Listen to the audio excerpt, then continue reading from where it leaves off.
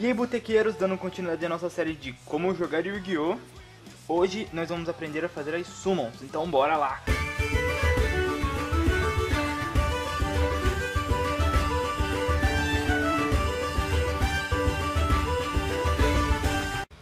Bom, botequeiros, a primeira regra que eu tenho pra vocês é que a gente só vai poder invocar monstros na main phase. Essa regra não é totalmente válida, temos várias cartas que têm efeitos de invocar monstros fora da main phase, mas de forma geral é só na nossa main phase mesmo, tá? Já adiantando pra vocês, algumas cartas que podem invocar fora da main phase são traps, porque elas podem ser ativadas a qualquer momento, né? Não só durante a main phase. E também spell cards rápidas, né? As quick play spell cards, essas também podem.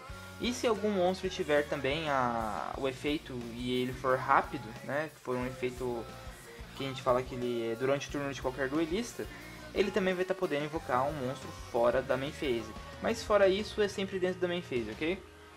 De maneira genérica eu posso dizer isso pra vocês, a fim didático é bem válido.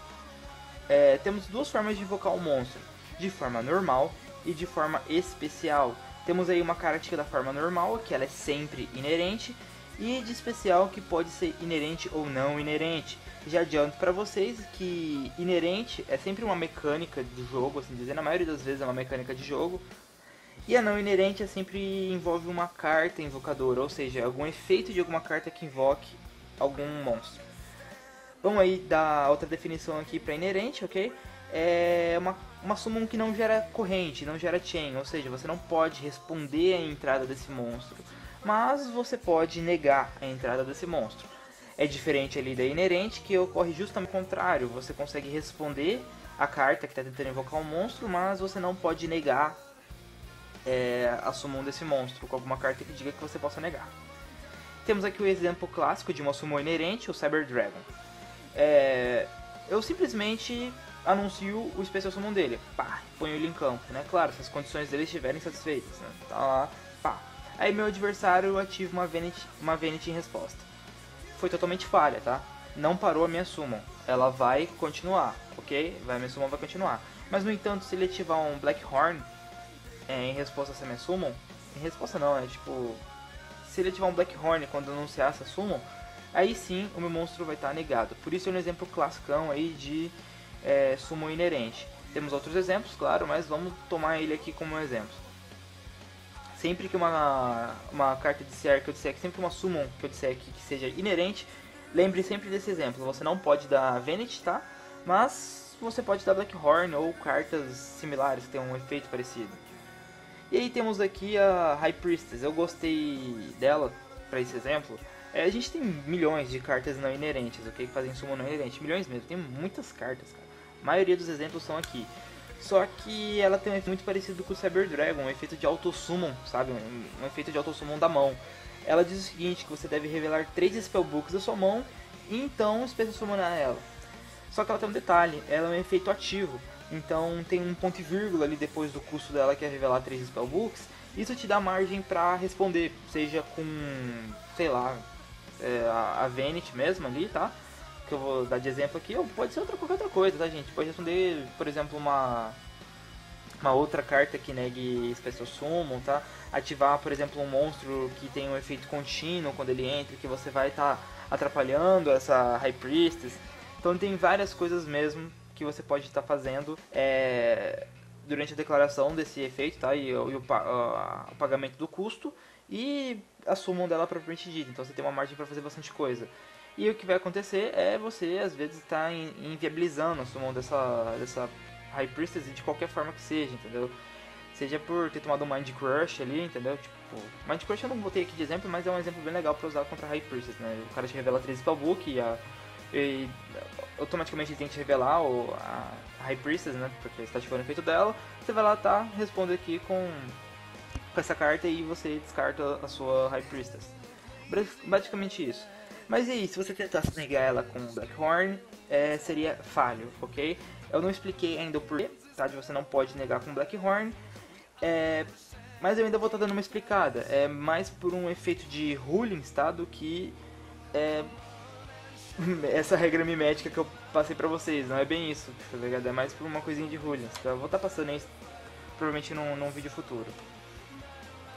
Além desses dois nossos exemplos aqui, a gente tem outros exemplos bem clássicos, tá? Que chegam a ser cartas que iniciantes têm um contato muito rápido, que é aqui o Black Luster Soldier, ok?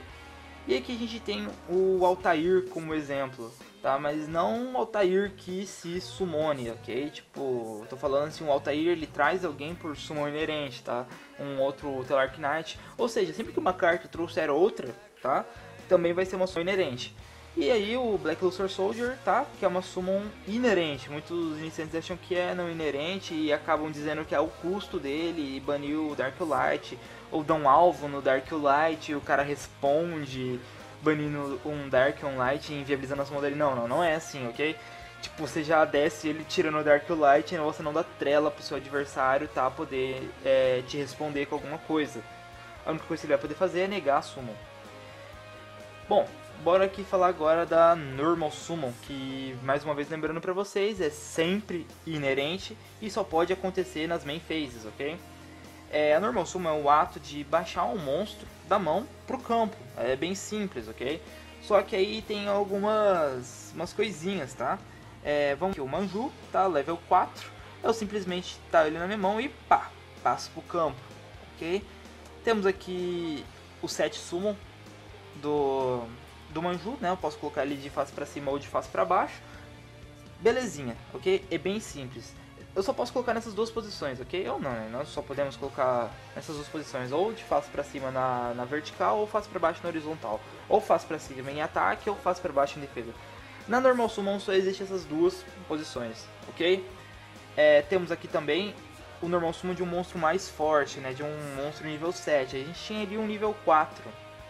E aqui a gente tem, né, a remoção, né, de 2 monstros para poder estar entrando esse monstro mais forte. A gente chama isso de Tribute Summon. Se você der uma lidinha ali no slide que eu coloquei lá, você já deve ter lido isso aí e tal, tá?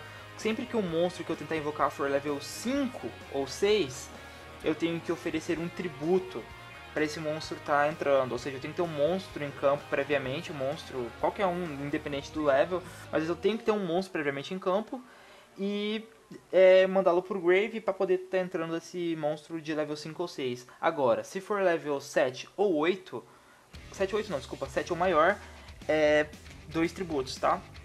Se for mais ou menos tributos, a carta vai te dizer quantos são, ok? Algumas vão falar que é 3 tributos e outras vão falar que você pode fazer tributo de um monstro a menos, tá? É bem comum isso aí. Bom, a gente tem também aí os 7 tributos Summon, tá? Assim dizer, os 7 tributos, tudo isso é normal Summon, tá? Bem normalzão, você não precisa mostrar pro cara que é um level 7 ou 6 quando você está fazendo o set de um tributo. Você simplesmente seta, tá? Fica-se subentendido que é um monstro com um level alto, então toma cuidado. E se der um misplay aí, fizer uma jogada errada, né, por favor, não faça isso. Temos também o Flip Summon. Presta atenção, o Flip Summon não é Special Summon e nem Normal Summon, é Flip Summon. O Flip Summon basicamente é o ato de você ter um monstro em defesa virado para baixo e durante a sua main phase você desvirá-lo. Simples assim. Tem efeitos que vão rodar com isso, tem cartas que falam assim, quando essa carta é virada de face para cima, resolva tal efeito. Ou quando o monstro tiver em negrito escrito flip, eu já mostrei pra vocês lá nas aulinhas anteriores lá, que os flips funcionavam mais ou menos assim, quando eles eram virados de face para cima, você rodava o efeito dele. É bem simples, tá? Você pode fazer quantas flip summon você quiser no seu turno, só que tem um detalhe, se você flipou ele pra cima, você não pode movê-lo pra defesa, ok? Se você fez o flip summon, ele vai necessariamente ficar em ataque. Beleza? Fechou? Eu vou dar o fim aqui dessa aula, ok? Tipo, vamos ficar pra próxima. E aí, a gente retorna falando um pouquinho dos Special Summons, ok? Falou!